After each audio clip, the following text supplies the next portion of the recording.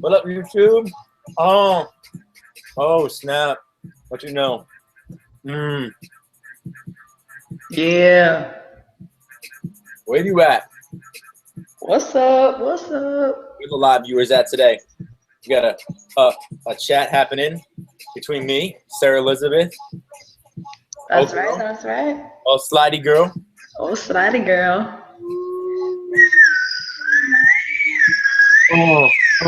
It's backwards on.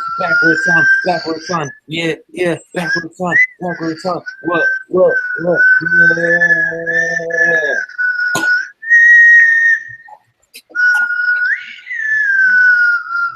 All right, guys. Thank you for tuning in and all that good stuff. Your host, RJ Parker, roadstoliberty.com, communitymanagement.com, Liberty Memes, umemes.com, memes across the world. Romancememes.com. Yeah. Can't forget about that one. Oh, hot car memes, Star Wars memes. That's not what this is about, though. This is about the universe. Equally present in all parts of the universe. In the almond, in the human eyeball, in the eyeball, in the ocean, in a grain of sand. What the freak is the universe, and why should we care about it? I'm here with Sarah today. We're going to discuss the universe. Open format, just a chit chat. How you doing, Sarah? What's up, guys? I'm doing good. I'm doing great. How are you doing? Pretty good. I have a show and tell. Yeah. Ooh. My biggest balls that I have. One of my biggest balls. My balls aren't around me right now. That's good. I don't want to see your balls. I'd like to show them to you, but I can't right now. So I think this is a family show. It's like a PG-13 show. So I'm going to try to add some of this yellow to this black. Oh my God. You choking? I know. It's my tea. It went down the wrong pipe. Oh, Lord. All right, I'm back. Good.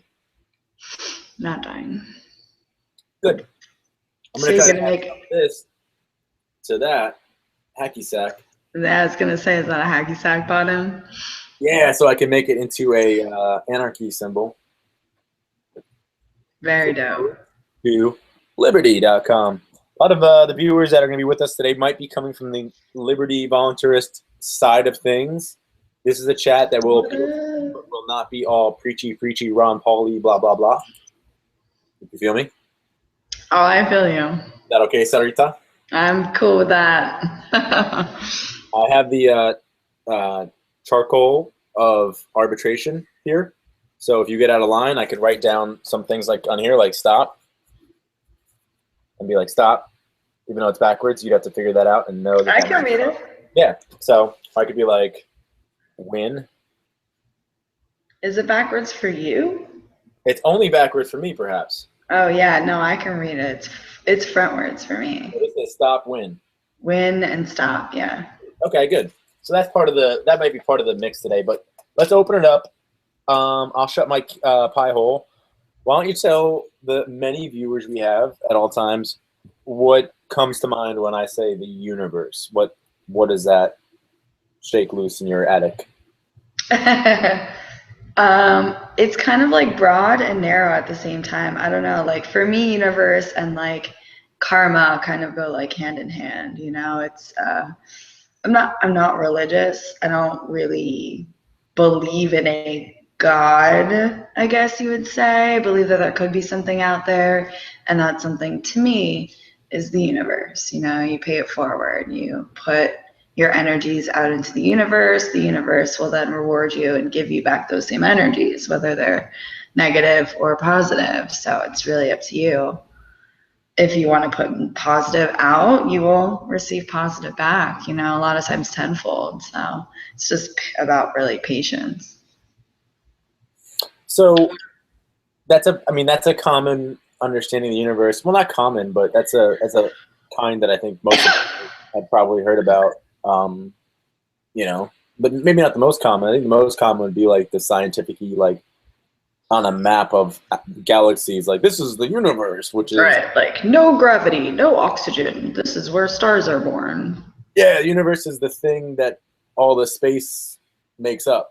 Like you take Yeah. all the space and all the planets and solar systems, and that's all the universe, right? Yeah. Well, I mean, when you say universe to me, I think universe like metaphorically, I guess. Right?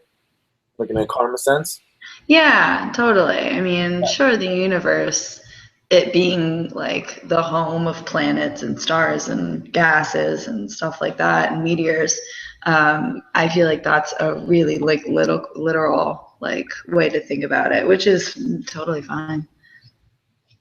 Well, there's We definitely. wouldn't be here without the universe, metaphorically or literally. So, Hmm.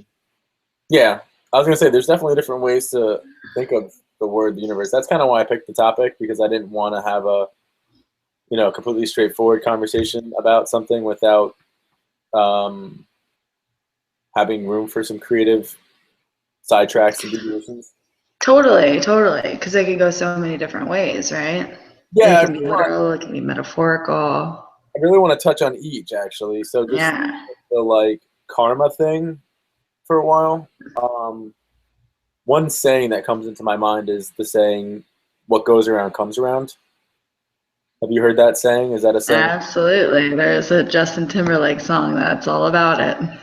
I'm not familiar with the song. It goes, what goes around, goes around, goes around, comes all the way back around.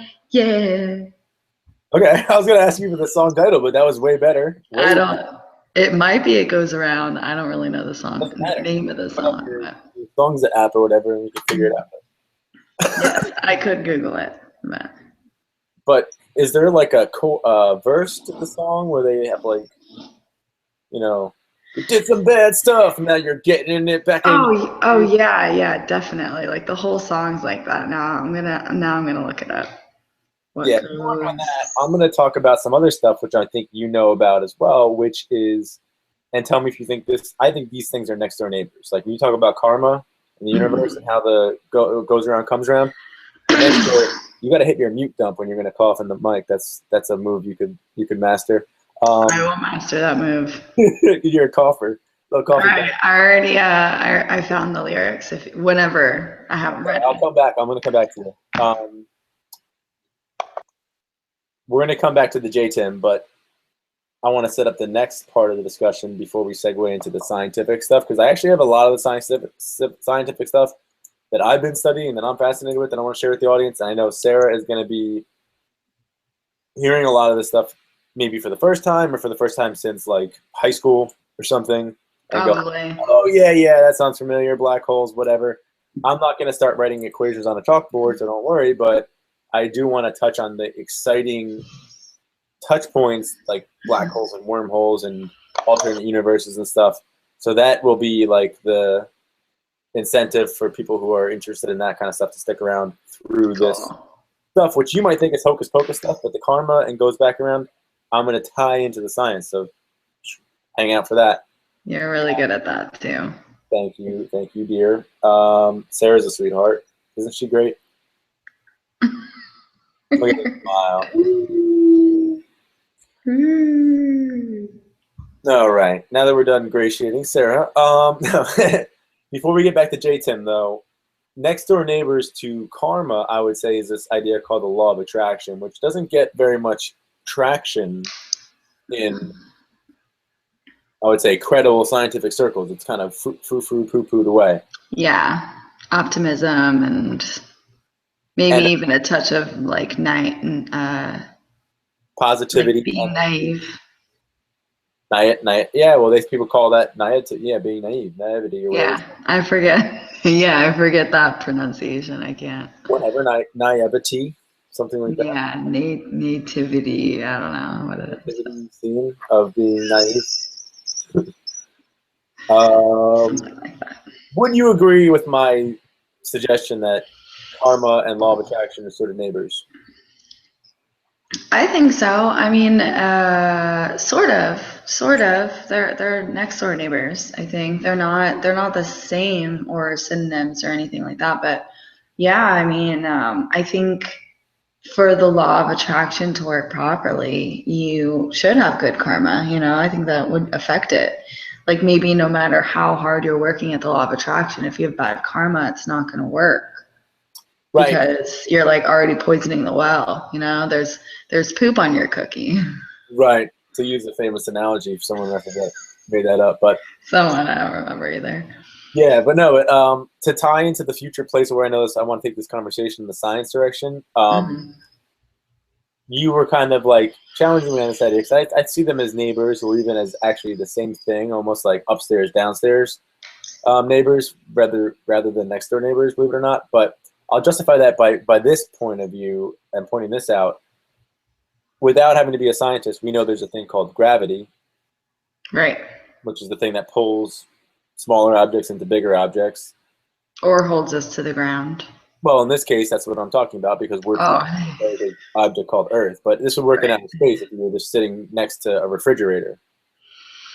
You'd be sucked towards the refrigerator in outer space. If you were close to it, you'd get sucked closer and closer. Right.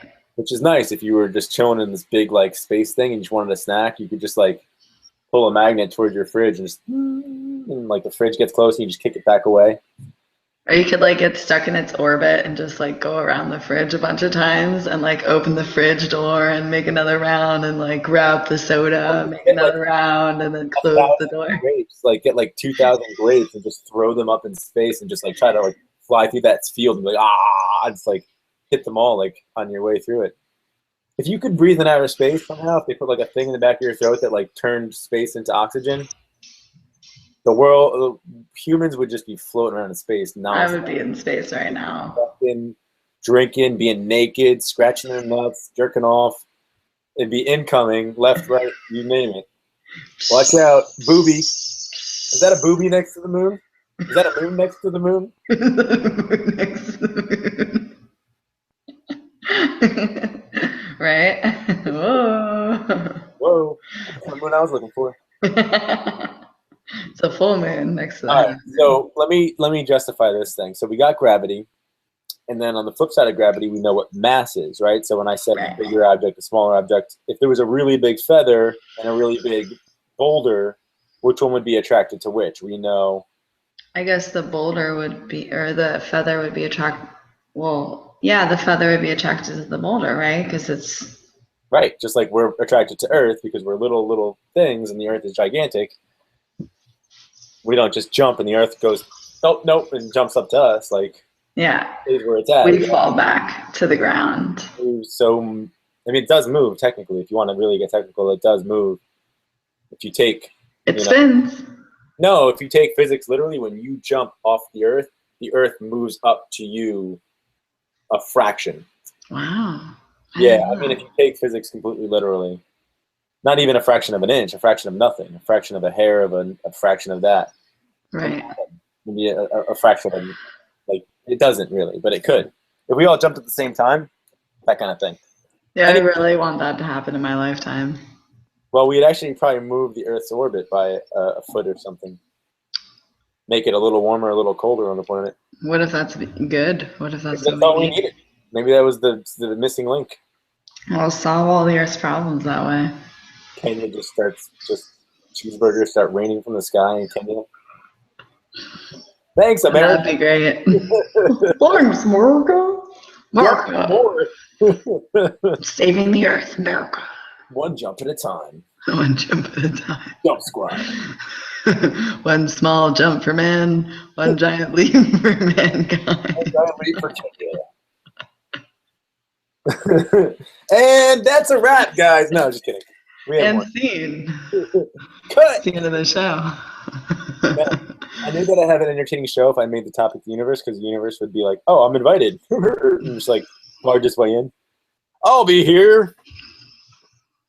So, okay. So, gravity, mass. Thank you for that. I got Gravity is the yin to the yang of mass, as law of attraction is the yin to the yang of karma. Insofar as one with good karma will attract good, one with bad karma will attract bad, one with low mass will attract little. One with great mass will attract a lot. Hmm. So attraction is the gravity. It's the principle that binds us, whereas the mass is just the variable that is or is not. I have a lot of mass or I have a lot of karma. I have a lot of good karma. I would say karma isn't good or bad. It just is or is not. So you either have Yes. karma, which is positive, or you have no karma, which is like negative. Zero karma is negative in a way because you're like floating in the abyss and like nothing cares. Like even bugs are like, ooh, I'm gonna bite that thing. Like it's like, Yeah. whereas like good karma person's walking right next to you and it's like bugs like, oh, move out of the way. I'm biting that guy. Like how to be the non-bitten person is what karma will help you with, I think. I don't want to keep going with the analogy. You're nodding, so No, I totally agree with you. it's not a one-to-one, but it's close enough to say that they're upstairs and downstairs neighbors, kind of. Yeah, no, your analogy is like totally on point, like always. Thank you. I can Tell me. hear myself echoing, by the way. Let me put my headphones on. Yeah, I'm sorry. Yeah, I don't know if our audience can hear it too, but it's a little distracting. they probably can. Okay. But yeah, dude, your analogy is definitely on point, and it gives me a different perspective at least. You know what I mean? Cool. That's the point of this, for us to all get new perspective. Yeah, and I mean, I agree with the whole like if you have karma, then that's positive, and if you have no karma, that's like basically a negative because, I mean, you either have you know it either is or it isn't. You know, you either have it or you don't have it. And if you don't have it, then you should work on getting some. Right, right. So that might be a topic for another day in terms of like how to get the law of attraction to work for you, or how to use karma for your advantage, or how to clean your karma out. But Yeah, because that's a long. I have so much stuff here, and I know that some of it's a little bit more philosophical, scientific, heady, but I want your perspective on it anyway. Even though you're not classically trained, you're still a thinker, you're still a creative person. So Okay. that's what I'd like to, that's why I kind of kidnapped you to do this. VoluntaryKnits.com, a little quick plug, is a project Sarah and I are co-sponsoring, getting off the ground here. VK, baby, woo woo. Yeah, What you know? yeah. What you know Yeah, about that? yeah. Yeah, About that yeah. VK? Woo, cuckoo. So at the end of the day, we're basically going to set up a charity of sorts, and for-profit, nonprofit, where we take 10% of the proceeds This just to is what it kind of is. keep the house propped up with sticks and glue and duct tape. Yeah. And the 90% we donate completely to Liberty Media. We'll have probably a sponsor per month that will cycle, every couple months or every month or whatever. But we'll kind of have, they'll be giving us some free ad space, which will drive traffic to our site. We'll be selling the knitted goods that Sarah and I made: hacky sacks, scarves, hats, a lot of black and yellow, guys. So stay Phone tuned for that. koozies. Phone koozies. How could I forget phone koozies? Can't forget phone All koozies. the rage. All the rage these days. I mean, it's fall is approaching. It is August, or not August. It is October. So Don't you hate when you take your iPhone out of your Chrome robot turd and you it's so freezing cold in the winter and you're like, and it's like you gotta like put it yeah, down next to the fireplace for 5 minutes or whatever? it's the worst. Sometimes it even slows it down a little bit, maybe a touch. You You and know? yours this holiday season are gonna want to wrap a warm voluntary bit of yarn around your smart robot turd and have them stuffing inside of stockings. Yeah, And it'll be a sticking ho ho out. happy holiday if you go to voluntaryknits.com right now and get on the mailing list, and we will notify you when the store is ready and stocked so you can stock up on our good stuff. Anyway, that was That amazing. was great. Working on my plug skills.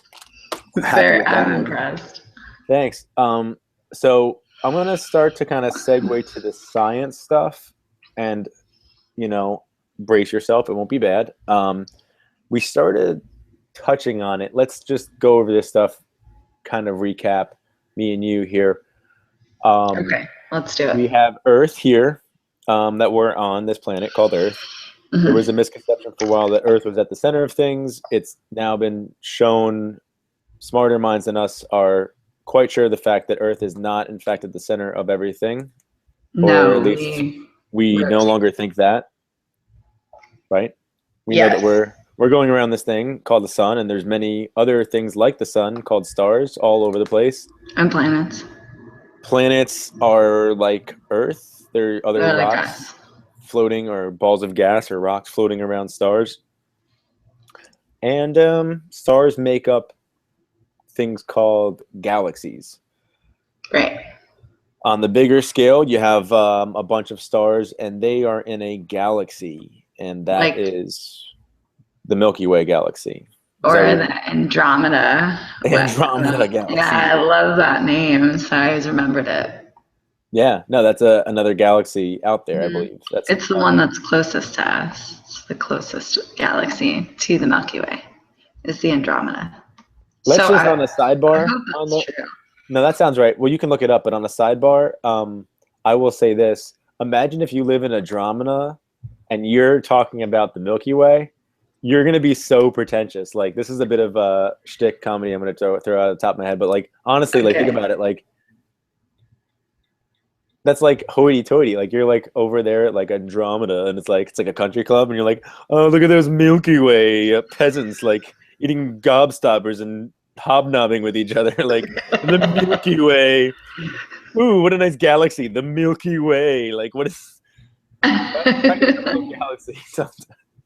Sorry, I'm done with my bullshit. But No, that you have some wasn't info bad. for us there? It's the nearest major galaxy to the Milky Way and was often referred to as the Great Andromeda Nebula in older texts. How many light years? 7. Um, See if you can say. 2.5 million light years, Oh, or that's way more. 780 kiloparsecs. Oh, good. We all know how many kiloparsecs are in a light year, so that's Yeah. a simple equation we won't bore the audience with. That's an easy one. Totally. Yeah, skip that. Everyone knows that. Simple. So anyway, we got to the galaxy stage of things. What's past galaxy? Sarah, you know the answer. Go ahead. I don't know the answer. I know. That's what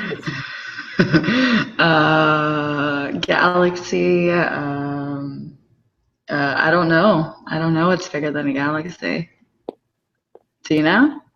I don't think there is anything bigger than galaxy. Should I Google it? Google it, yeah. My understanding is you have galaxies. I'm eating almonds, but suck it, guys.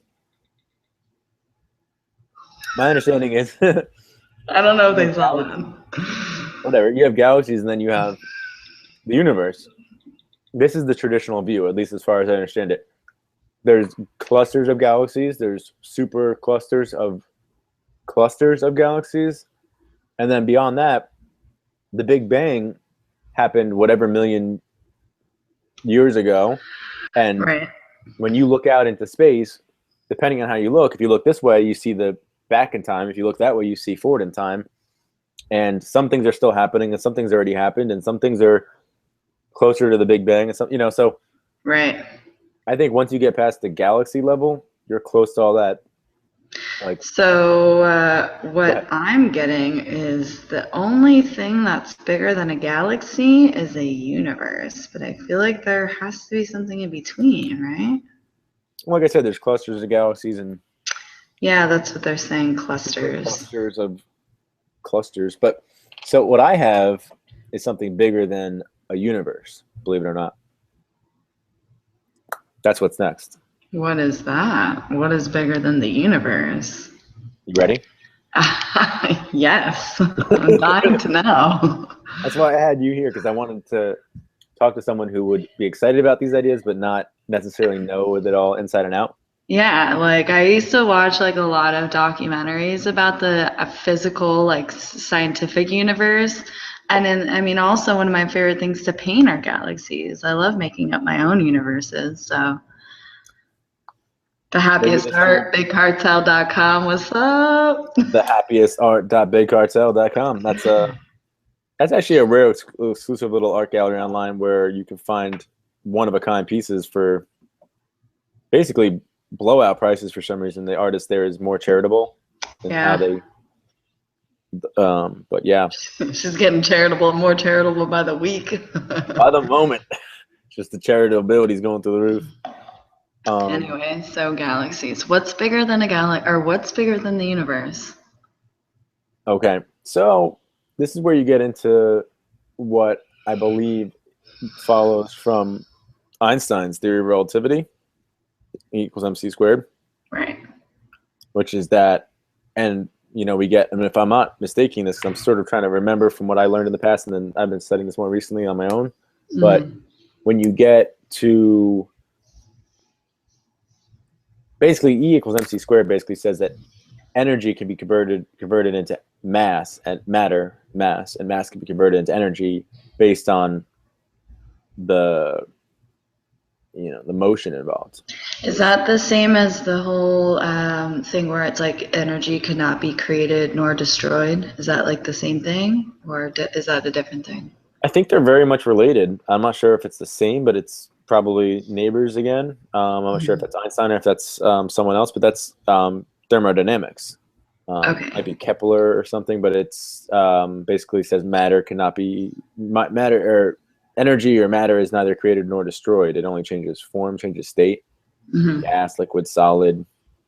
Could blow something up, but all the things that were part of the thing you blew up just are in little pieces flung all over the place. It's still the same amount of stuff. You didn't get rid of anything. You just changed it.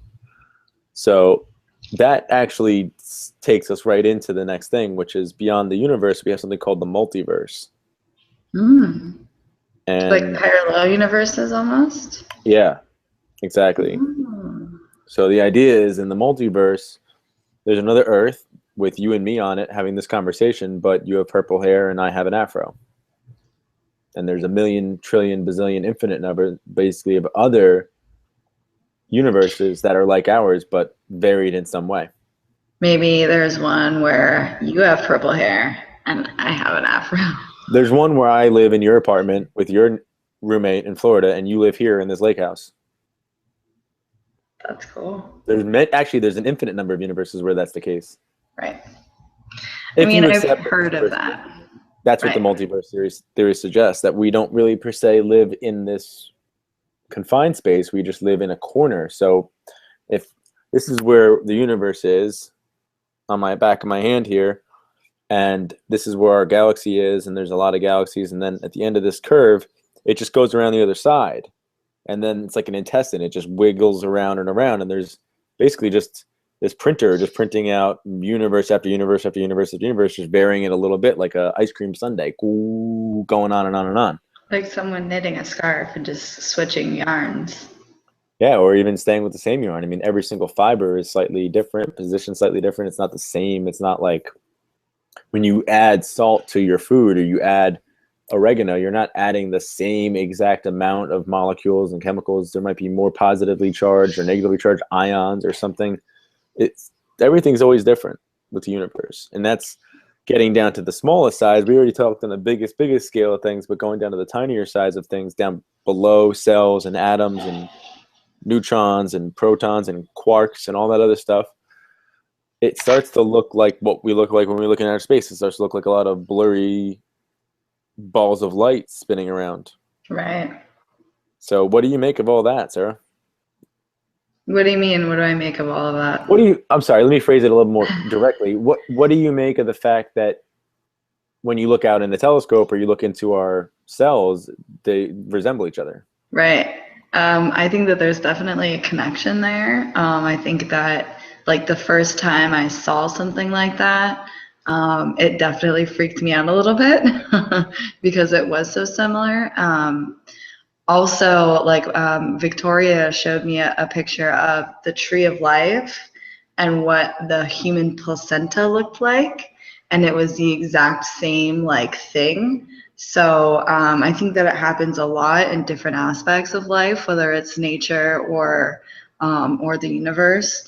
But I think that there's a connection there, and I think that it's like almost kind of like giving us hints, like here's the connection, guys. Like look closely. Like if you pay attention and like put it together, like put the square in the square hole. Like get it together, guys. I think there's something there, and I think that it's worth looking into, and I'm definitely gonna look into it more after this conversation. So thank you for pointing it out. Yeah, I mean, I've been going down all these different roads of I love learning new things and keep my brain spinning around and all that. I've been really getting into science and metaphysics and the philosophy of science again, and there's a guy, I forget his name, Max Kepler or Max something, Max. I'll get it in a second, but he's a cosmologist at MIT. He wrote a book called Our Mathematical Universe. And he was recently on Sam Cedar's podcast, Waking Up. And it was a really, really, really, really, really cool discussion. I'll try to link it below. That's awesome. But they talked about a lot of interesting things about math. And like, Is it Max Tegmark? Max Tegmark, thank you. Yeah. That's the one. You can just YouTube guys Max Tegmark, and some of his talks are really exciting and he'll blow your mind. This is a shell. I don't know what kind of shell it is, but this is a shell that shows the Fibonacci sequence. This is and I'll explain the Fibonacci sequence. Basically, an Italian, I just saw a documentary on this yesterday, that's why it's fresh in my mind. An Italian mathematician named Fibonacci came up with this sequence just by writing in the sand outside of his house. He just figured it out. It's very simple. Really? So simple. I've heard of it before, but this is fascinating. He wrote 1, and then he wrote another 1, and he added those two together. He wrote 2. So 1 + 1 is 2. Then you take the last two numbers, add them together, and that's your new number. So 1 + 2 is 3. 3 + 2 is 5. 5 + 3 is 8. 8 + 5 is 13. 13 + 8 is 21. On and on and on. That's the Fibonacci sequence. Those ratios and numbers correspond all over nature, including the shell, including pine cones, including and like plants, eyeballs, flowers, daisies, petals, which is blowing my mind. They all group into the Fibonacci sequence. So there's daisies with 8 petals, there's daisies with 13 petals, daisies with 5 petals, daisies with 3 petals, 2 petals, 1 petal. There's daisies with 13. There aren't daisies with There's daisies with like whatever the Fibonacci is, like 54 or something, the one that's like way up there. There's a daisy with that many petals, but not one less, not one more. Really? It lines up to a T on daisies. Yeah. Wow. Lines up in like the number of seeds you're likely to pull out of a watermelon. So many things. Wow, I'm gonna like really keep my eye out like in my life for this stuff. Fibonacci sequence is an interesting facet of the universe, and Max Tegmark talks about in his thesis, which you can find out more just by reading his book or looking at his stuff, is that the universe doesn't have mathematical properties, which is what we think, that the universe has depth and height and size and scale and inertia and these mathematical properties, frequencies. He says the universe is mathematical properties.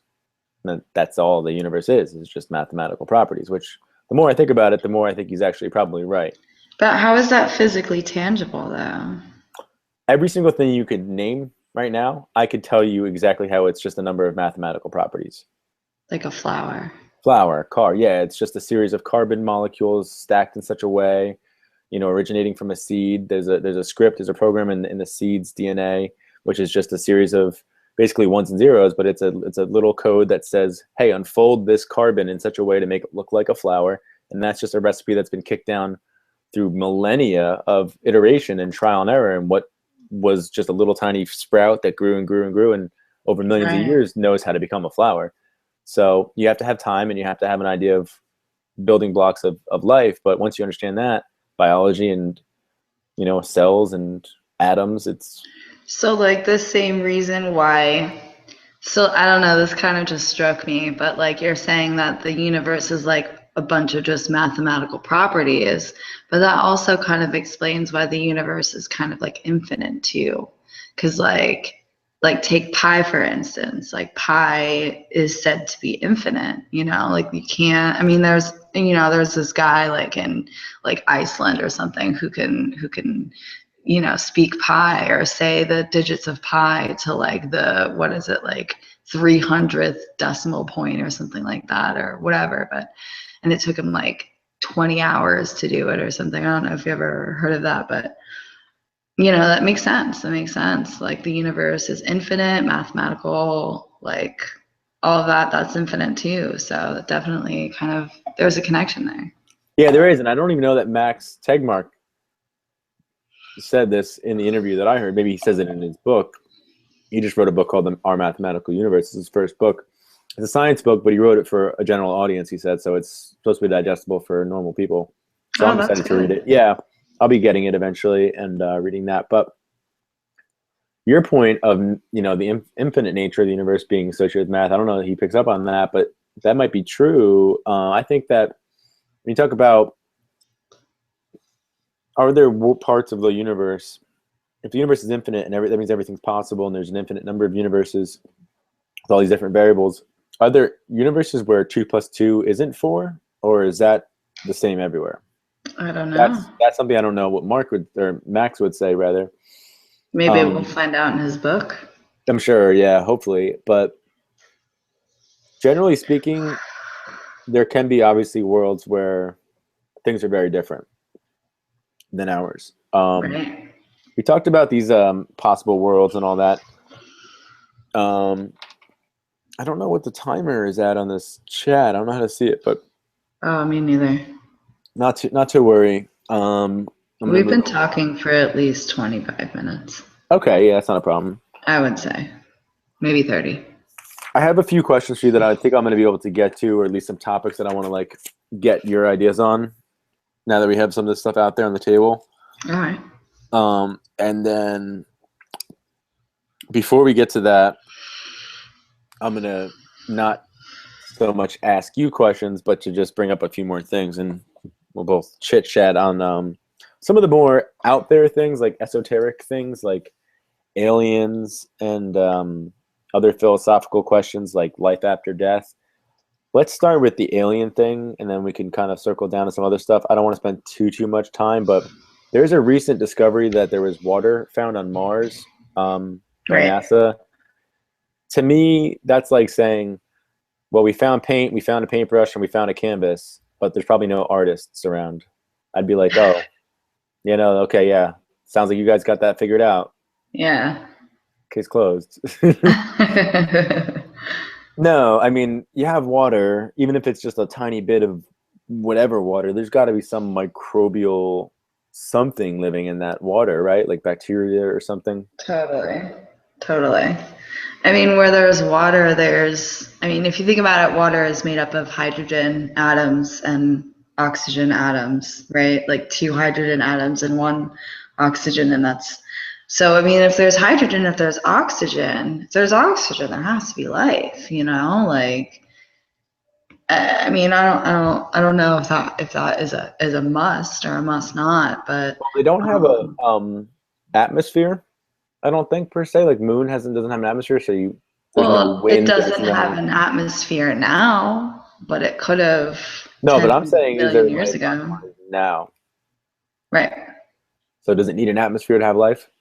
I don't know. I don't know either, but I don't think so if you're like a fish, because you're not doing anything with the atmosphere. You're in the water. You breathe out of the water. Like if there's water and you're a fish and you're in the water, you have everything you need.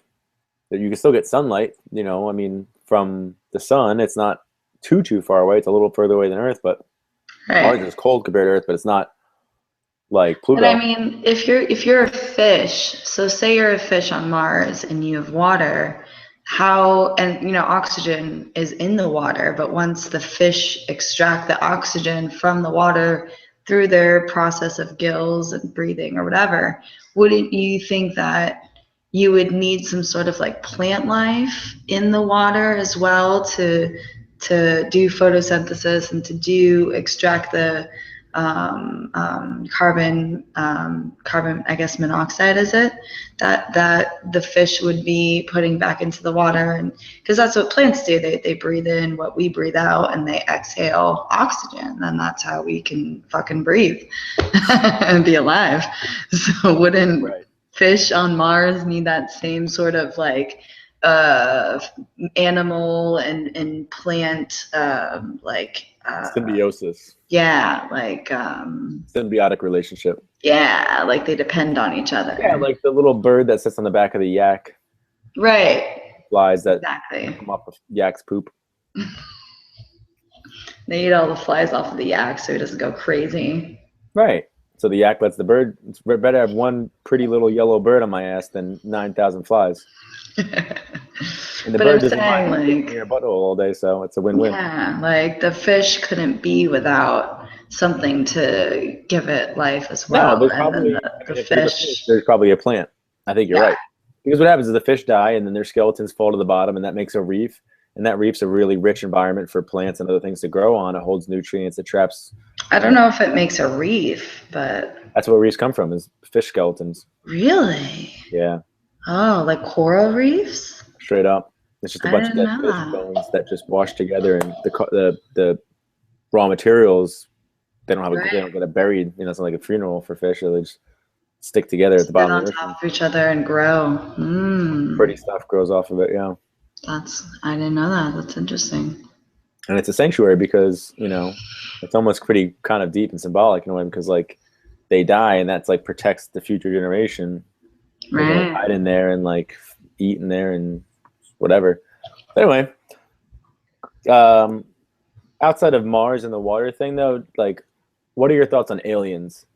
Like, do you think there are aliens in like the Andromeda galaxy that are like I humans that like have mean, TV shows and have like funny political candidates and have like scandals and stuff, or are we the only ones getting that real?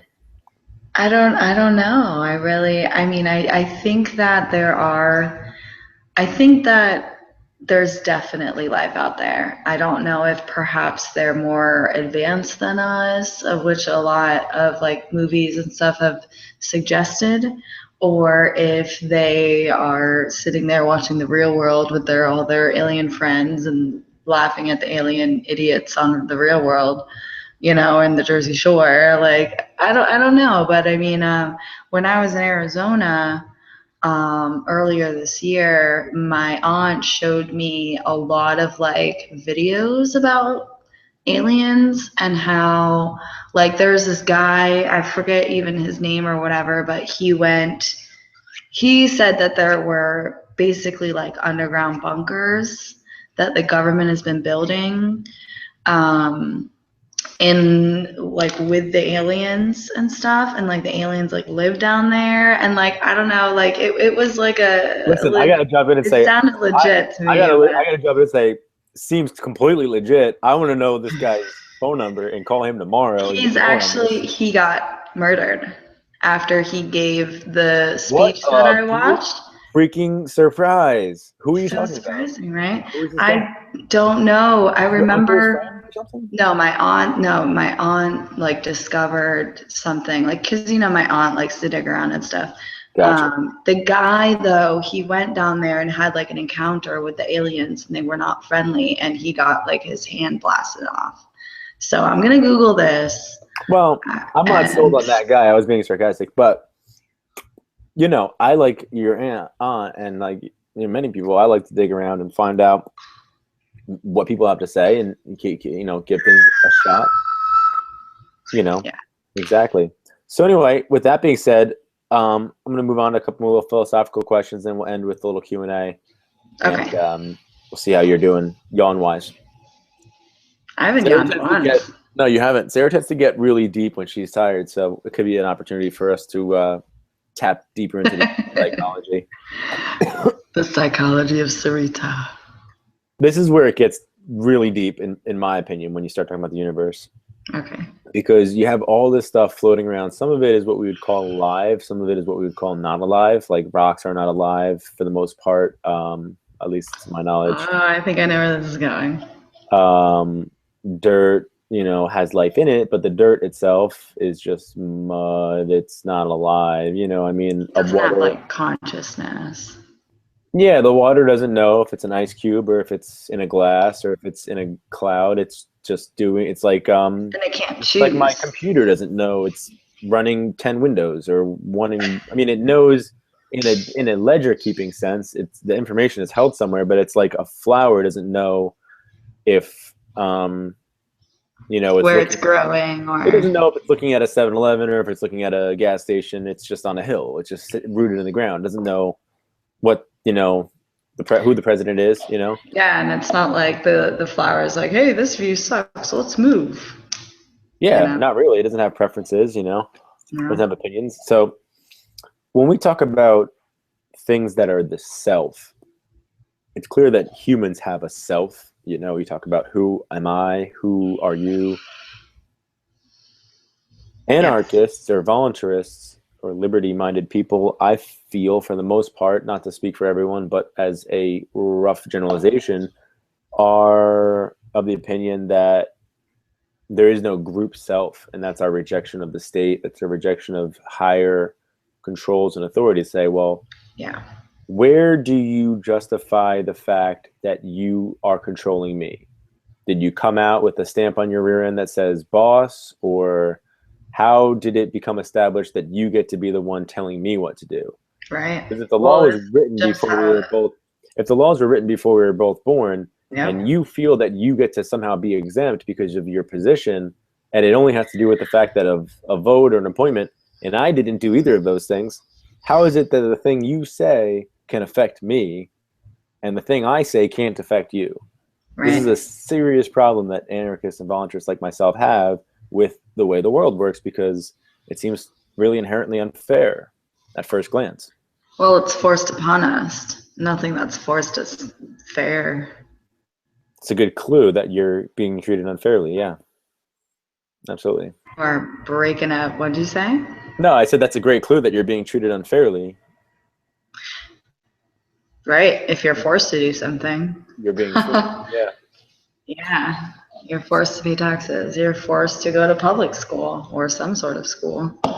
In many cases, yeah. In many cases, and in many cases, as children, you're forced into the paradigm that your family puts you into, and I don't know that that would be any better under anarchy or voluntarism, unless voluntarism and anarchy came with, a kind of social and cultural evolution in how the world has changed for the worse in the past couple hundred years and for the much better in the past. I mean, you went from the Dark Ages in the early 1100s, 1200s, where there was the Crusades and there was a lot of death and killing and famines and this and that. Disease.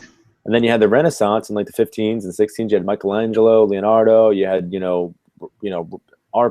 operas. You had great symphonies. You had discoveries. So many things happened Mm-hmm. all of a sudden. And then you had the Industrial Revolution in the 1800s, factories and the printing press, cotton gin, movable type.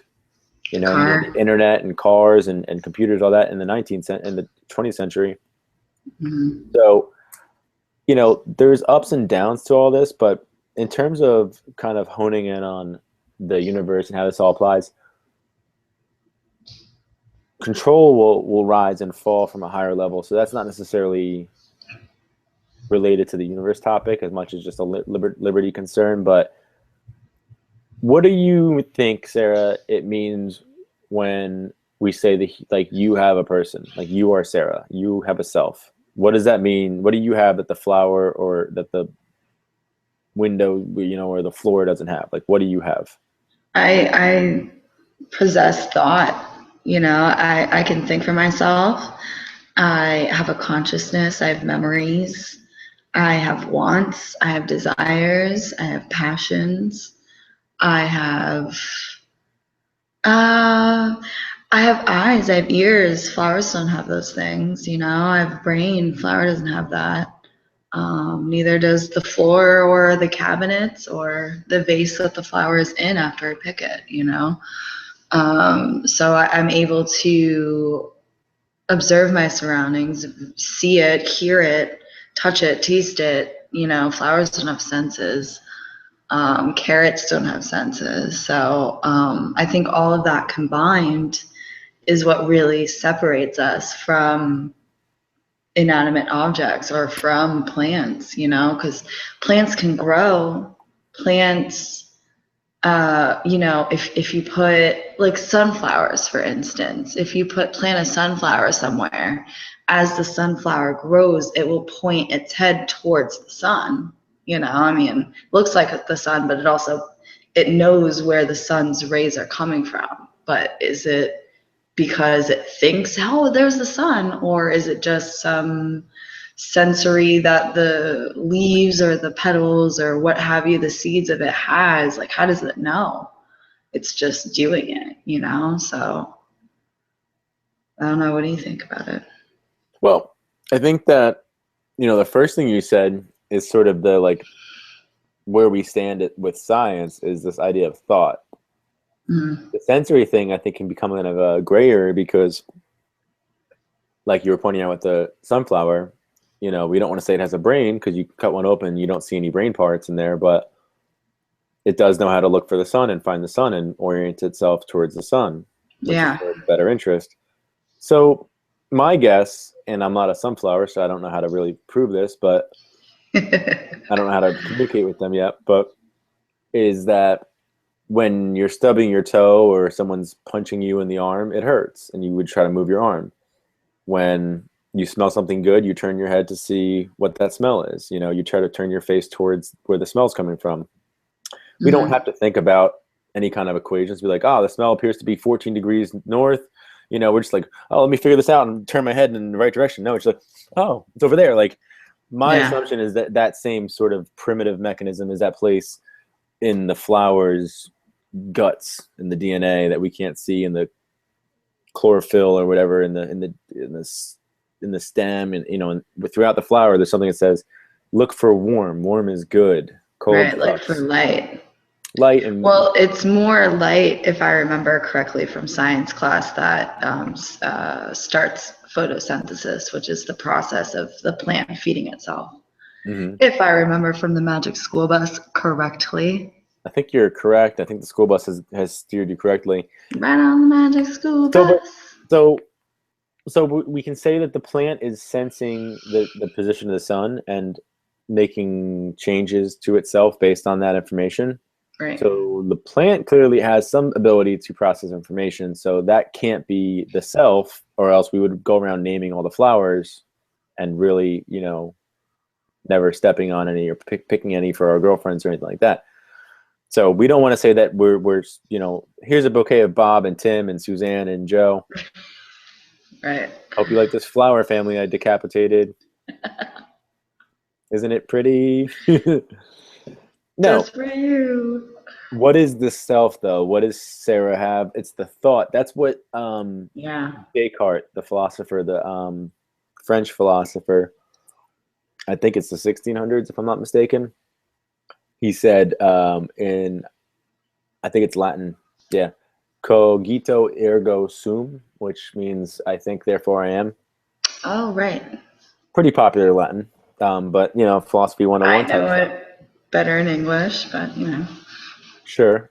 But the idea is that, it's like, well, what separates a man from a rock, or, a woman from a rock? It's the fact that we're thinking things like, right. what a pretty view, or I feel like eating turkey, or whatever.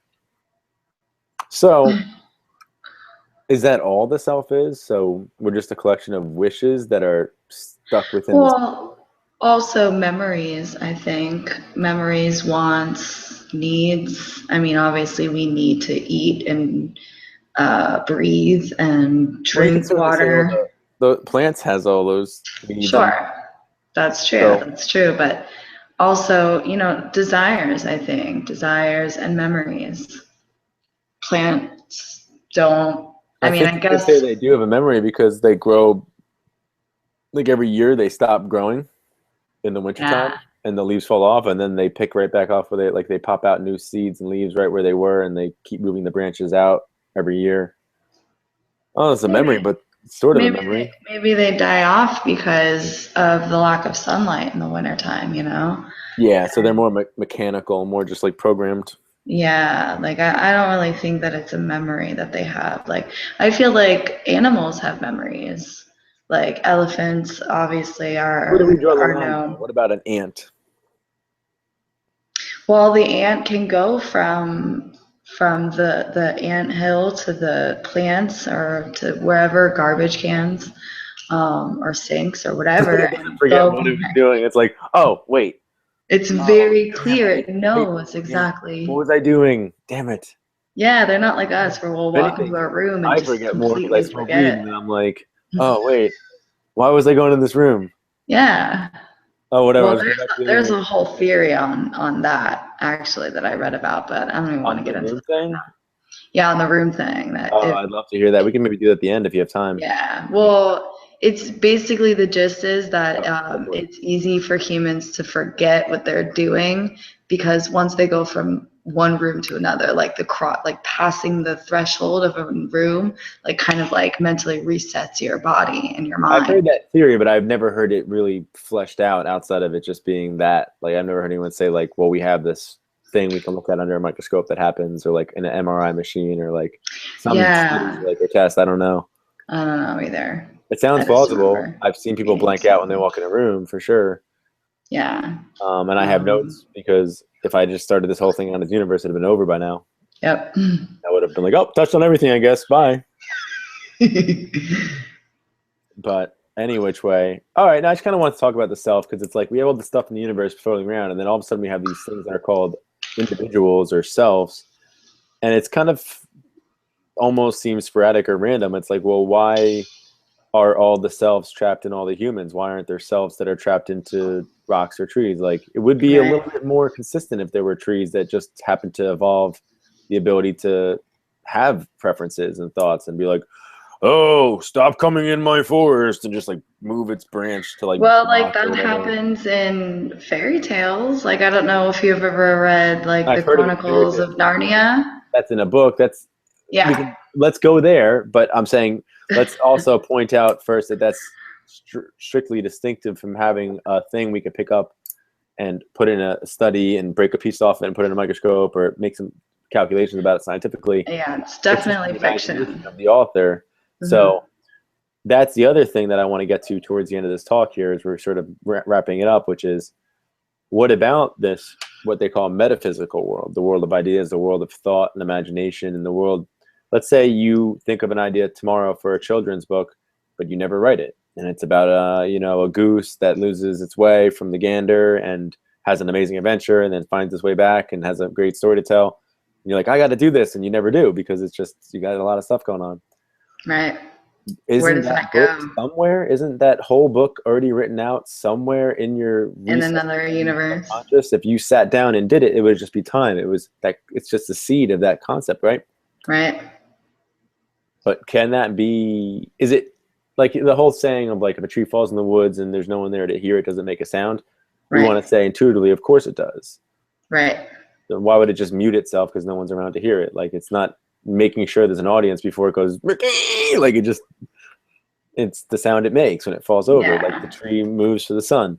Well, And I mean, there's no possible way that no one could not be around, no, but like in all the whole forest. well, not even just with the tree in the forest, but going back to the self, insofar as why is it such that it like in the example of the imagination, is there a scientific? Does it have to be something we can look at and measure in a telescope or something? Like, do we have to be around to hear the timbre to measure, or can we sort of? How do we prove? How do we know that the thoughts we have in our head are real, and they're not real until we write them down or make them into a movie? Like they're real before that. How do we know that they're real? How can we prove that we're thinking anything at all? We just have a lot of firings happening in our brain, a lot of Well, I mean, I guess maybe we can't. I mean, maybe this whole conversation I'm dreaming, or maybe I'm in a coma right well, I don't think now. we have to go that far. I'm just saying, isn't it a scientific curiosity that you're not planning out how to vibrate your vocal cords? You're not planning out how to move your lips. You're just having a thought and going out of your mouth. And Well, we've learned how to talk. okay, but We've you're learned how to do that. simplifying what is taking place. We're a being. The walls aren't, the ceiling isn't. We're beings and we're communicating ideas, as you said, think therefore I am. Right. But it's pretty freaking amazing that that's taking place for one. And then what does it mean to say that one person watches TV every day and eats the same meals every day and all that? Right. And maybe I do eat all the same meals, but no, I really, but I eat healthy meals, but it doesn't matter. My point was like maybe eats meals that they feel guilty about eating or feels that that's killing them or something. Right. They're Why just do eating people like lead Big Mac unhappy after Big lives Mac. when they have all the basic tools, I guess, of leading what I would consider a fulfilled life? Or is that superficial? Is there an actual objective difference between leading a rich life and leading a super shallow life, or is that just a matter of perspective? I think it's a matter of perspective. I'm sorry, I'm getting an echo again. There we go, it's gone. It's a matter of perspective, and I think it's a matter of individuality and persons, because my family, and they're the type of people to go to Five Guys and get a big burger and fries and a milkshake and go home and sit in front of the TV with their feet up and need their pull them out of the chair, their 115-pound daughter pulling a 600-pound person out of the chair, Well, it feels good, right? I mean, like but the that person to the sun, the person that doesn't use their thinking muscle past the moment says what would feel great for me would be to have a burger and to watch some TV. So yeah, like that. I feel like those unreasonable. yeah, those people maybe think that they are living a fulfilled life. You know what I mean? Maybe in the back of their minds, they feel something's wrong, and that's why they have fights. They argue with each other. They nag each other. They say they're going to do something. They don't do it. And then they get mad when the person points that out. There's all this conflict because in the back of their mind, they do know, I think subconsciously, that they're not living as full of life as they can. But not everyone is like us, I don't want to do that for the rest of my life. You know what I want to do? I want to be free on the road, But, right. And that vision, going back to the first thing with the law of attraction, all that, is sort of, I guess you would say, like guiding you in the times before you get to that in your life. Like it's keeping you something to wake up and be excited about every day and say, like, I'm working towards this. Is that correct? Definitely. And I think that visualizing it is really important. When I go to sleep at night. Let me stop you because I don't want to get back into the law of attraction. I really want to use that as ammunition to attack this idea of a self. Okay. What are you doing? You're really just snapping all these neurons into activity, but you're really painting a picture in your brain. Mm-hmm. So, I mean, it's now, instead of getting so crazy, let me try to piece it together. I kind of know scientifically what's happening. You're snapping your neurons in a way, like a pattern, like a song, like a do-do-da-do-da-do-da-da. Like you're doing a beat in your head of what you want to happen, picturing holding hands with someone, picturing a song, picturing driving a car, picturing your house, picturing your pet, picturing, your guitar, picturing your boat, whatever the things that are a part of your dream. You're picturing all that sort of one by one and then together and kind of stitching it together. But it's just this pattern of things that are like ideas of things that you know about, but things you haven't ever really seen yet. Right. That's right. Yeah. Okay. So, I mean, sort of.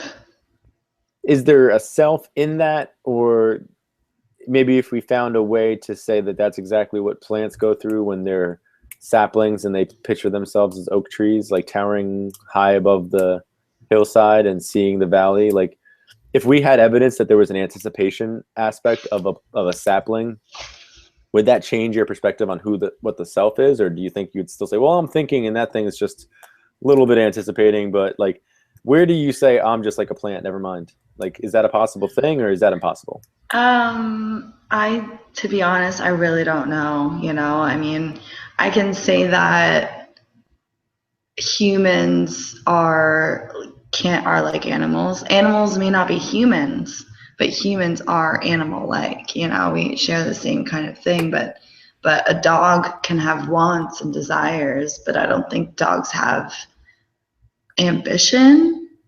Maybe, but it does think. So it does think. That's why we say that dogs are not like any different than humans insofar as the self. So that notion of like all dogs go to heaven, that notion is almost like dogs are like the warm-up round for people. Like you get to be a dog or something as a soul. I'm not saying this is what anyone believes, but maybe me, but the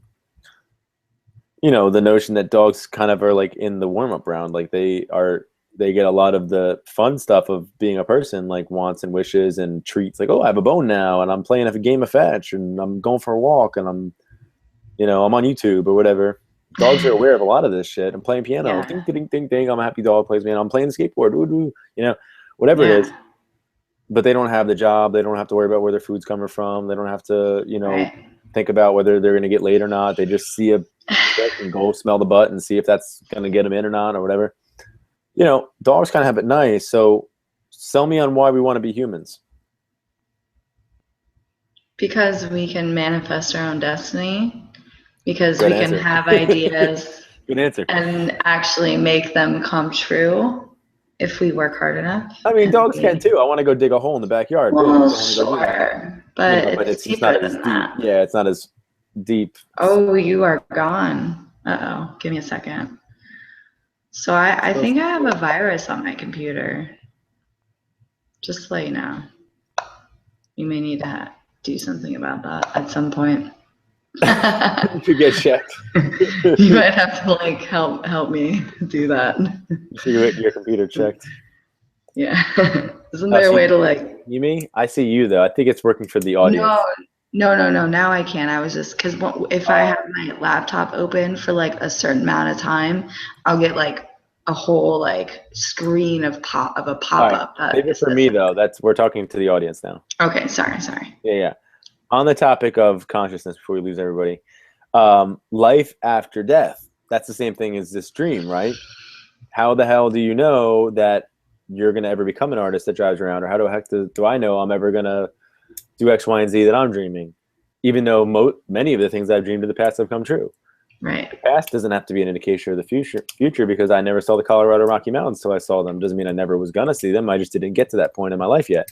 Right. So once we cross the threshold from life into death, just because it's a one-way door that no one else can come back and tell the story about, hold for the, you know, occasional near-death experience stories. Aside from that, saying you dove in full, you know, full Monty and there was no turning around, no sort of halfway in the pearly gates, like you really died, you're really in the abyss or whatever is next. Mm-hmm. I mean, I don't know really how to frame it beyond that other than to say that, you know, that in the framework of the universe is a pretty profound idea in that there's no part of the universe like, oh, hang a left at Mars and then keep going past the Milky Way, and that's where you get to the part where when everyone dies, they go, you know, there's hell on the bottom, and then there's look up above that, there's heaven. Right. Can't miss don't even bother. You can't even not gonna let you in there until you're dead. So don't even bother steering your ship that way. There's no part of the universe where you like look in the telescope like, oh, there's hell, man. That looks dark. I don't want to go there. Yeah, it's definitely not. How is religion getting people to donate based on not going to this place when it's really never been found on a map? Because people need something to believe in. People need something to be afraid of? They need something to believe in. They need something like heaven without the hell. Because people, it's like the state threatening to take you to jail. It's something to be scared of, so you live a good life. Do you know what I mean? Like, all right, so staying away from that, I don't want to get too deep into that, but where is the afterlife? Or is there an afterlife? What do you think about that? That's what I really want to know. I don't really know, to be honest. I mean, I grew up as a Christian. Well, that was forced upon me as a child. So I definitely, like most people, grew up with an idea of hell and heaven and all that. But as I got older, you know, I can't say for sure if there's an afterlife. You know, I think that, you know, possibly reincarnation, possibly nothing. Let's say there isn't an afterlife for a second. Yeah, there could not be. Let's look at the before life as the clue for that. What were you doing before you were you? I don't know. You can't remember? I couldn't say. No, I don't. Okay, so clearly something with memory happens after birth, because I don't remember even being in the womb, for that matter. Mm-mm. Yeah, I don't know anyone that claims to. So, like my youngest memory would probably be like around 3 or 4, I guess. Yeah, I mean, most kids kind of, especially when you're an adult, most adults, you know, that would be a pretty young memory. I mean, I remember, yeah, stuff around that age, 3 or 4. You know, it'd be interesting though to ask, you know, if you got like a little kid to sit them down and see if they remember being a baby. You know what I mean? Like how some kids I'm can sure you actually. could. I'm sure if you had a 3 or 4 year old kid and said, "What was it like when you were a baby?" they'd probably have some better recollection than we do. Yeah. I remember having a sense of that when I was younger. I think Mm. a better sense. I mean, for example, when I was like 2 or 3, I lived in a town in New Jersey called Short Hills, Hmm. which is a town that I never went back and lived in again after that. I moved from Short Hills to Hillsborough. Right. I don't know if there's a Hills connection there or whatever, but another topic. But I barely have any memories from being in Hillsborough in the first place we lived in Hillsborough. Actually, the first place we lived in Hillsborough, sorry, got to revise history. We lived in Hillsborough first, I think, if I'm not mistaken. Then they moved to Short Hills and they moved back to Hillsborough, if I'm not Hmm. mistaken. Because it was when I was really young. So let's say I would lived in Hillsborough the first time, so from like 6 months to like 2.5, and then I moved to Short Hills, lived there for like maybe a year or not even a year, and then moved to Hillsborough again. I think the reason we moved to Hillsborough again was because my sister was coming, but maybe Hillsborough things were actually squished together. It doesn't matter. The point is, all this stuff happened as a kid, and I Right. have these flashes of recollection of being in both places. However, I was actually a lot of things happened to me when I was in Short Hills. I had a friend. I think his name was Joey or something like that. We almost got abducted one time. Someone Right. tried to lure us into their van or something with like candy. Oh Really? yeah, and like or their apartment or something, and like Joey got yelled at, and I just got like my mom really bugged out, and like because like we were just outside playing, and like Yeah. we came back in and told her like how someone wanted to like bring us in their house, and I said I have to ask my mom or whatever, I check my parents or whatever. Forget how it went, but it's something to that effect. Stranger danger. Stranger danger.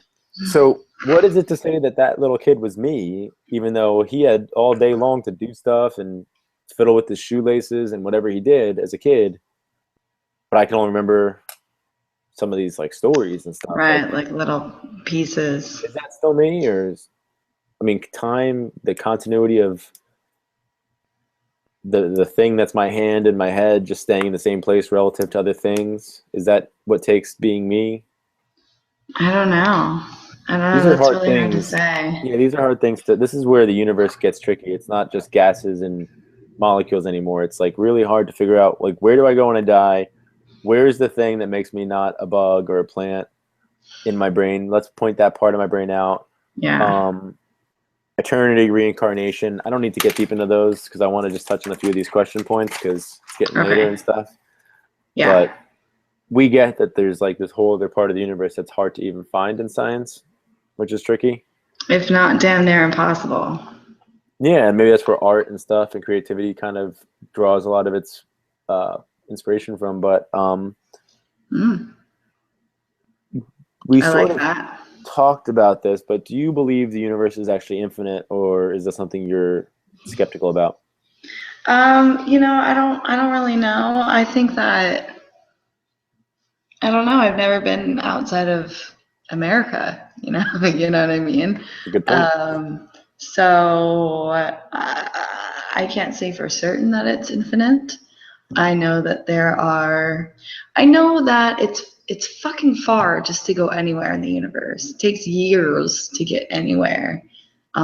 So I think that even just to get to the end of the universe, if there is an end, we wouldn't see it in our lifetimes, nor would our grandchildren, nor would our great, great, great, great, great, great, great, great. It'd take us Well, 200 years. philosophically, it's very difficult to imagine the end. Is it a brick wall at the end? Is it just a force field? I mean, what happens at Yeah. the end? Is there a sign that says, please do not continue? This is the end of the universe. Trespassers will be I mean, that's what Futurama tried. says. That's what was it?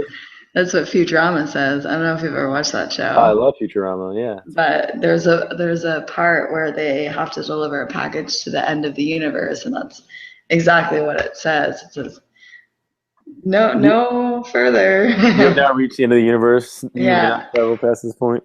Yep.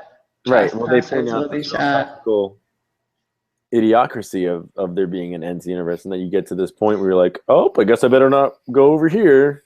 Yeah. Gotta turn around now. Go What's back to home. prevent me? And if there's a force field, well, what's supporting that on the other side? Or there is no side. Well, go to the edge of the force field on like how wide is the force field? Is it like just this. paper thin, or like we have a lot of issues here to, you know, like. Can I punch through it like a wall, or is it just like void, like emptiness, and there's just. But if it was empty, you think you'd be able to punch through it, right? Like it'd be like punching through like What if it was like a a piece of mirror? paper or What if it was something. like a mirror? Like it's a Ooh, mirror. How a mirror works for vision, but it's a mirror for everything. So that is is fucking just amazing. it's just you can look at it, but and see yourself back, but it's an illusion. You think that there's something past it, and that's the end, and you're like, oh shit, that's actually the end. But Wow, still, what's in that's the end of that? Like we think we got somewhere, but like what's in the other? Like what's holding the mirror up on the wall? Is there a wall? What's in the? cosmic Maj Podge. It's so hard to say, but I don't know. we're in all that, you know. Any which Right. way. So that's the first question. We touched on that. On the synchronicity, deja vu, past lives kind of topic. What do you make of that kind of stuff? Like, have you had experiences where you felt like, oh my God, this is too Yes. coincidental. Things are going so weird. Like, what does When that mean? I first moved to New Jersey, I had deja vu for like almost a month, like straight every day. It would just feel And for like people that don't know you, you moved to New Jersey from where, when? I moved to New Jersey from South Florida, Boca Raton specifically, to Long Branch, New Jersey in 2000. It was October of 2008. Um, So from then, from when I moved there and moved into my apartment, and you remember where I used to live, By the beach. yeah, Beachside Manor, and I could see the ocean, and it was beautiful, and then just every day I just felt this weird, this deja vu, like I've been here before, like I'm supposed to be here, like this is where, and that's to me what deja vu means. It means that you've been here before, you're on the right path, you're doing what you're supposed to be doing. But at the same time, though, if you think about what the parallel universe is, like that conflicts, I think. So I'm I not sure now, disagree. but I would like to tell really? you how I see that they line up. Actually, Yeah, please. so imagine the universe is infinite, and in the universe there's an infinite number of you, Sarahs. Yeah, And in some of those Sarahs, you're a pirate. Some of those Sarahs, you're an accountant. Some of those Sarahs, you're an artist. Some of those Sarahs, you moved to New Jersey. Some of the Sarahs, you do not. right. Most of those Sarahs would be my suspicion based on the deja vu feeling. You do move to New Jersey. You do move into that very same apartment. That's why that deja vu occurs, because you're on that most deep path, so to speak, in the The most rigor of traveled yourself. Yeah, path. you're in the main way of yourself, the Tao or whatever. The Tao of you is to be there at that time. Right. That's actually the deeper I've ever gotten on this thought, because I've been trying to work through this, and I'm glad to have you to help me with this. But And I'm so happy we're recording this well, that's the whole because point of this. the universe thing. Was like I said, you know, I don't know how long it would go, and you were yawning, so I was like, get some food in you because I want to try to stretch out these thoughts. And I don't have a huge following, but maybe the following on Road Celebrity builds, and over time, people come back and look at this conversation, or even if 50 people see it. I think it's actually so far we got a lot of value jammed in here, a lot of Yeah. topics kind of in the right places, I think, to where people can consume this and think their own thoughts, and hopefully leave some comments and all that. But sticking on this last, well, not last, a few more things, but on the synchronicity deja vu thing, Hmm. what do you suppose it means when you're not feeling deja vu? I mean, I think deja vu at times can be almost annoying. So I mean, I don't say annoying, but it might be nice to not always feel like you've been here before. So, I mean, Right. Well, maybe like it with your whole I guess with your train of thought that you were, because like now that you said that, like the whole like when you feel deja vu, it's because you're traveling the road that you mostly do travel, you know. Maybe when you're not feeling deja vu, that's when you're like trying going, a new yeah, path. like trying a new path, you know, like maybe this is the first time that I've ever moved from Colorado to Orlando and I'm now living with Victoria. I haven't felt deja vu this whole time I've been here. I was So going to maybe ask you this about that. is the first time that I've ever done this in my series of parallel universes that are constantly being created, you Right. know? Or even if it's not the first, it could be so unlikely. New. Like if out of 10 million times of you being a Sarah in the universe, Sarah coming to be just like you, only 1 or 4 or 5 of them or something does what you did in this situation. Right. Maybe many of them would have stayed in New York in the past, or would have, stayed in Colorado or whatever, stayed in Right. Coral Springs. Who knows? So that's an interesting way of looking at these deja vu and synchronicities and stuff and past lives. Let's get back to some of the things we do within our regular worlds, which I think are curious from a universal standpoint. Mm-hmm. I got this and then one more thing, 2 more things, but really it all sort of ties up really nicely. I think religion, and then the universe as God. Like if I say something like positive happened to me and it was like the law of attraction, it was meant to be, and I go, it was the universe. Mm-hmm. My Mm-hmm. friends and you get, what I'm saying is like, I thank say God. that almost all the time. That's like a way Like, of saying thank God, like, right? yes. Similar Like, expression. and also, yeah, thinking the universe because an example, a recent example, I think it was like a week or two ago. I was thinking a lot of things and feeling a lot of things, and at work I saw it was Parents Weekend. I live right by a college, a university, so it was Parents Weekend. I saw a lot of families, and I have a not a good relationship with my own family, so. And there was this one like Spanish man who just had a great rapport. We were joking around and stuff, and he just like made me feel like, damn, like that sucks. And so I had like an emotional moment at work. Like I had to go into the storage unit and like have like just don't cry, like, and have like a little cry, a little be strong, Sarah, a little we got this, stop feeling bad for yourself kind of thing. And so I had that moment and I come home and my girlfriend who I live with wasn't in town. She was in Tampa, out of town for class. And I go to Netflix, I make my dinner, I go to Netflix, and I'm just like, man, I just want to watch something good that I love. And I turn it on, and Moonrise Kingdom by Wes Anderson, one of my favorite directors, it was right there. It was the first day it was on, and it was just like, there you go, Sarah. This is your feel good. Like this is for you. You know what I mean? Like, Synchronicity. and yeah, and I the first thing I said was, thank you, universe. Like, thank you. Like, this is exactly what I needed. And sometimes the universe gives you exactly what you need, I exactly want when to you need it. I want to stop you on that, and you could pick up if you have more. But I want to really point out to the audience because this is something that has probably given me more value than anything I've learned in the past 10 years. Probably is the value Mm-hmm. of appreciation, Yes. and gratitude. I learned about the law of attraction, and I know it pretty well. I've studied it pretty hardcore, and I think that I heard a recent Stefan Molyneux podcast where he sort of, I think, pretty oversimplified, sort of straw man argumented the law of attraction and kind of tried to do away with it very quickly as opposed to giving it some treatment. Right.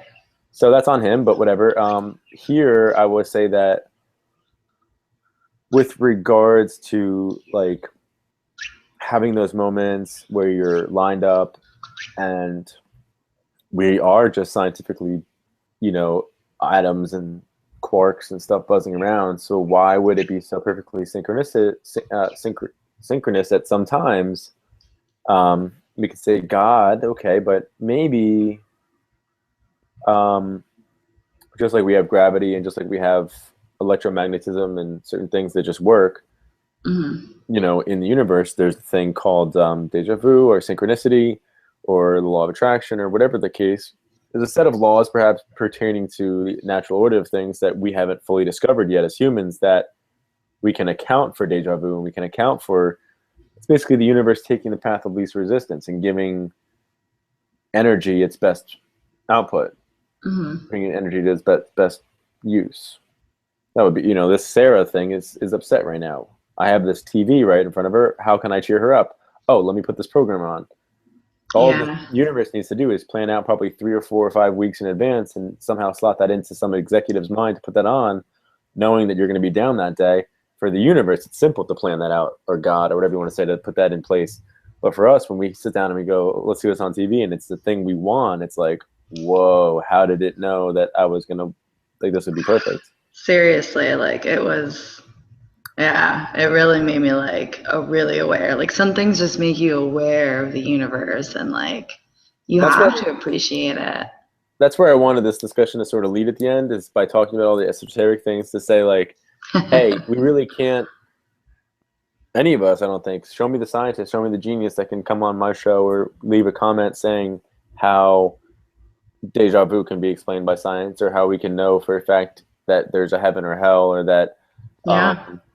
that before I write a note or a dream, or before I paint something, or before I play a blues scale on the piano in 5 minutes from now, or whatever, not that I'm gonna, but if I did, how would I know what it would sound like? How would I know if I was going to play it in B or D or C or A? And why Yeah, would we it matter? wouldn't be able to know, but maybe Well, I you can do know. all those things I and can know in a you way, know. though, because once it happens, I'll know, and it'll Right. have happened. But we can't reverse time and look back and get an exact inventory of what we did when we were 2. And we also can't look forward and say, what am I going to do next week? Right. So that's in the universe. The time of past and present should all have been in the universe, the information of that. So I just challenge the scientists and the philosophers and the thinkers of this world to sort of pause from feeling high and mighty and bragging about all the stuff oh, Plato and Kepler and blah, blah, blah, blah, blah, and realize there's so much stuff we don't understand, and start working on that. And that would be more noble than feeling boisterous. First of all, not to be me judging you, but I'm just saying, if we're sitting here not asking ourselves questions, we're not being scientific. Right. Religion and all that has a lot of stuff that they say that doesn't really show up in microscopes and stuff like that either, telescopes. So religion just falls on their shoulders as well. I would have gone into Gnosticism more, but I'll just bring up that term and say Gnosticism is the belief that is the opposite of agnosticism. So agnosticism says I'm not sure if there's a God or not. I'm not sure what's out there, so I'm just going to stay open-minded. Right. Gnosticism says everything's correct. The Bible's correct. The Quran's correct. Almost like a deist. A deist would say that there is a deity, so they're making a positive claim. They just don't know what it's like, so they're not making a claim about. Oh, okay. So they're thinking that there's something there. It's literally inclusive of all. So right. Okay. Like everything. Right. The Tao, Avivita, it's all true, and these are all spiritually divine messages from the divine. I kind of tend towards that myself. I think that I'm maybe agnostic. You might be more agnostic, I would say, and that's where I was too. And then Gnosticism is something I'm sort of trying on a little bit here, a little bit there. Yeah, you gotta see if the pants fit. Well, I think there's so much truth in a lot of these faith, religion, texts. Whether it's the Bible or whatever. Well, they all seem to have a common thread. Be a good person, live a good life, love your neighbors. There aren't. Even that, but there's numerology. Like there's numerology coincidences between things in the Bible, like how many sons there are of the different children of like Jacob. Oh, and really? And Abraham and stuff. Yeah, and you look at like Planck's constants and pi and Fibonacci sequence, and there's correlations and stuff. Yeah, so there's reason to suspect that God is a thing that's acting within the different layers of the universe to leave a consistent structure. This is my belief anyway. I don't know. This is, I'm sure, in other books and things I've studied, but this is what's interesting to me. And this is where I was hoping this conversation would leave off, because we can end off here and then other people can go on to think and make their own videos, and that moves things forward. And then I'll do another talk with you and with other people down the line about the universe, and we could touch on some of these things, but push the ball forward and do our own research and say, oh, I figured out this, I figured out that. We could delve into more having to do with one of these other things. I won't go into the math stuff because we really touched on a lot of it, but Fibonacci sequence, again, for you guys, that's in everything from pine cones to sunflowers to, hair follicles. Yeah, so many things. Hair follicles. Just tons of Fibonacci everywhere. Just Fibonacci. I'm just Fibonacci over here. Straight Fibonacci. Fib to the notching. Pi. Occam's razor. Occam's razor is one more I'll give you guys.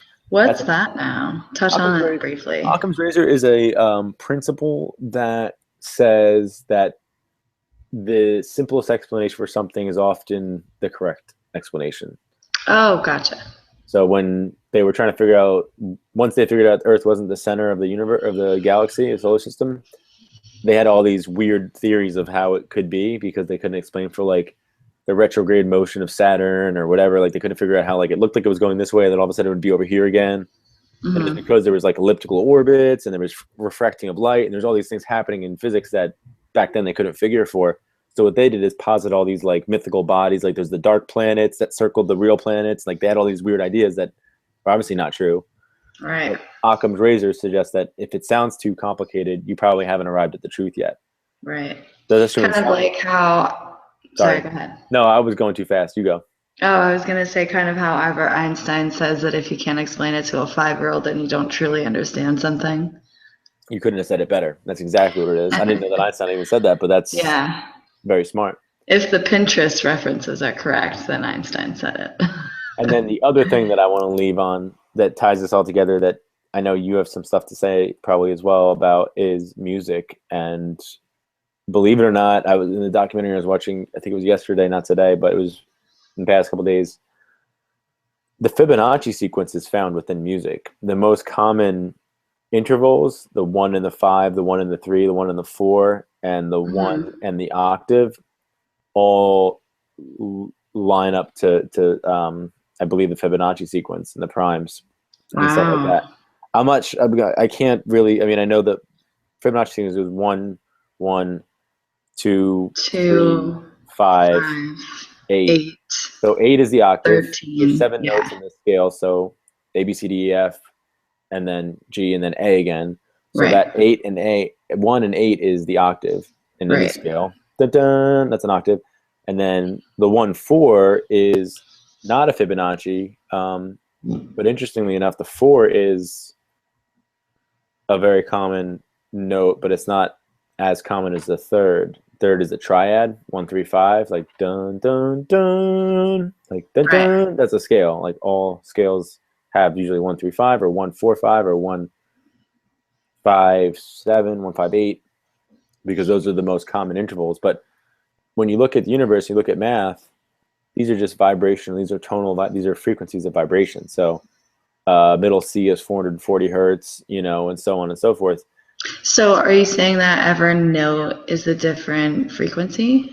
It is by definition. That's exactly what a note is. It's just how often that thing vibrates. So you're talking about a wood block, or you talk about a string on a piano, or string on a like guitar. the tuning fork.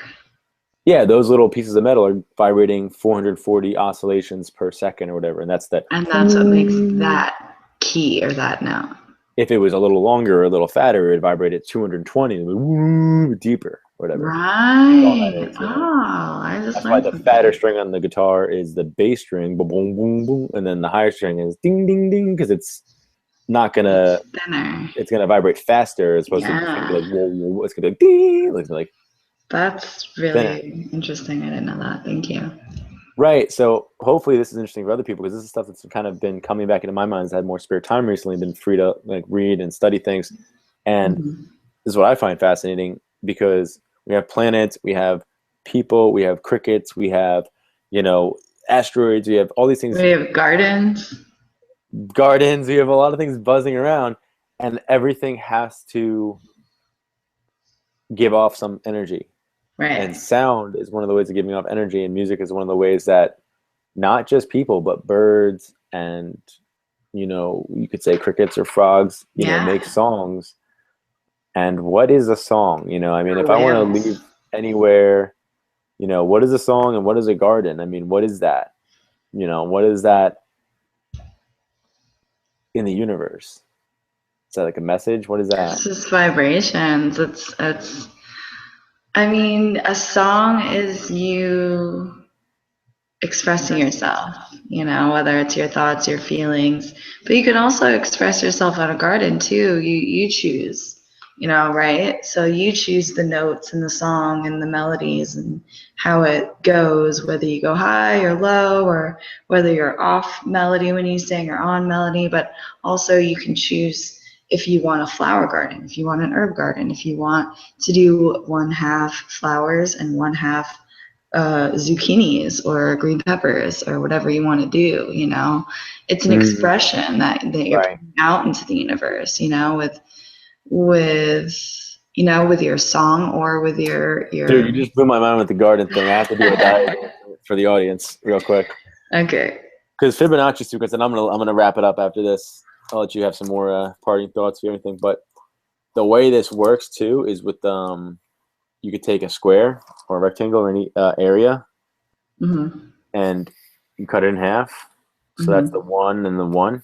Right, and then you cut that 1/2 in half. Yeah, Right. 1, 1, 2, and then you have 3. Right. And then you cut the other half in half, and you have the 1. You have the 2.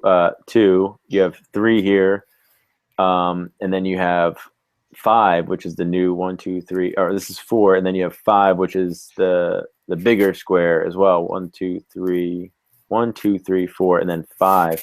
So this comes in half, and then it repeats itself. So you get to 8, and then you get to 13, and you get to on and on with the different subgroups. This is now a 1 of its own, and this is a 1 of its own.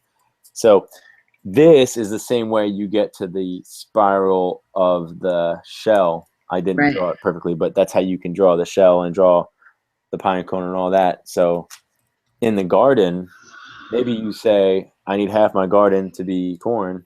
I need a quarter of my garden to be wheat, and I need 1/8 of my garden to be hemp, and I need 1/16 of my garden to be barley, whatever. And you figured it out this way.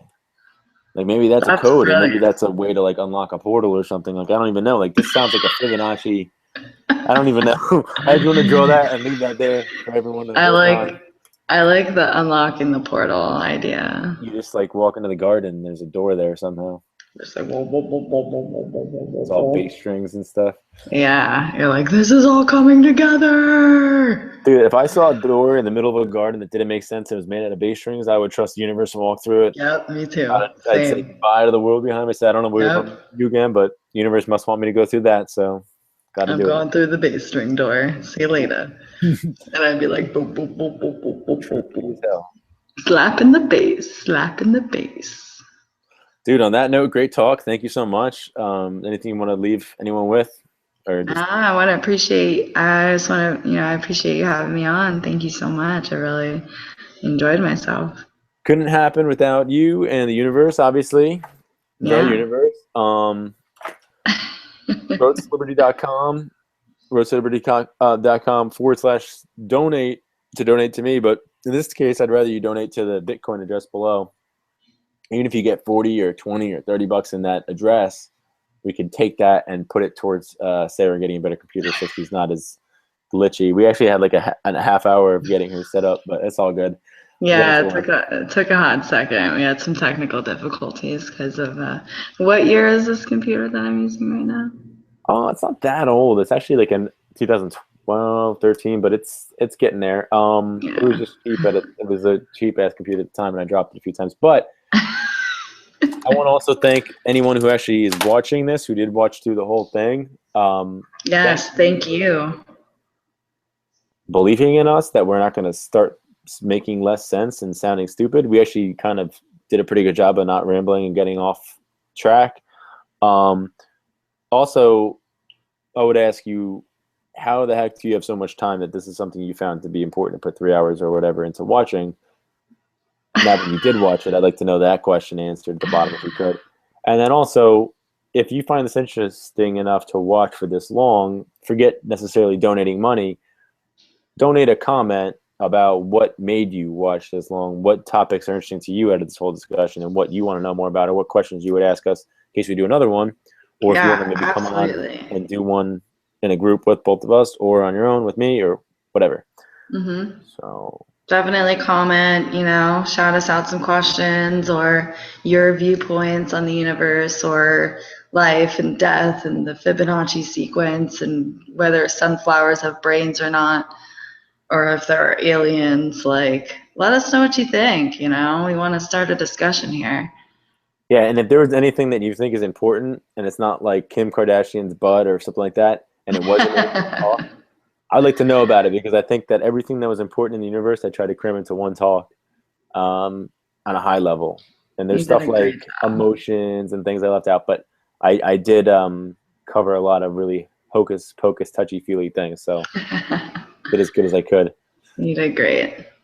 But thank you, Sarah. I will put the link up and we can share it around and see if anyone's brave enough to listen to this whole thing. And Absolutely. if And not, we got it. please put a link on of my the happiest art Yes. .bigcartel.com. Support living artists. The dead ones don't need it, and neither do their families. Well, and not only that, they don't even get it. Like, if you Yeah, buy they didn't a even make the Monet art. or whatever, like, it's not like Tim Monet, that, you know, in like Nebraska gets a big check. Like, That's true. It's some art dealer millionaire who already has millions of dollars. the Who? Monet family is probably eating TV dinners right now.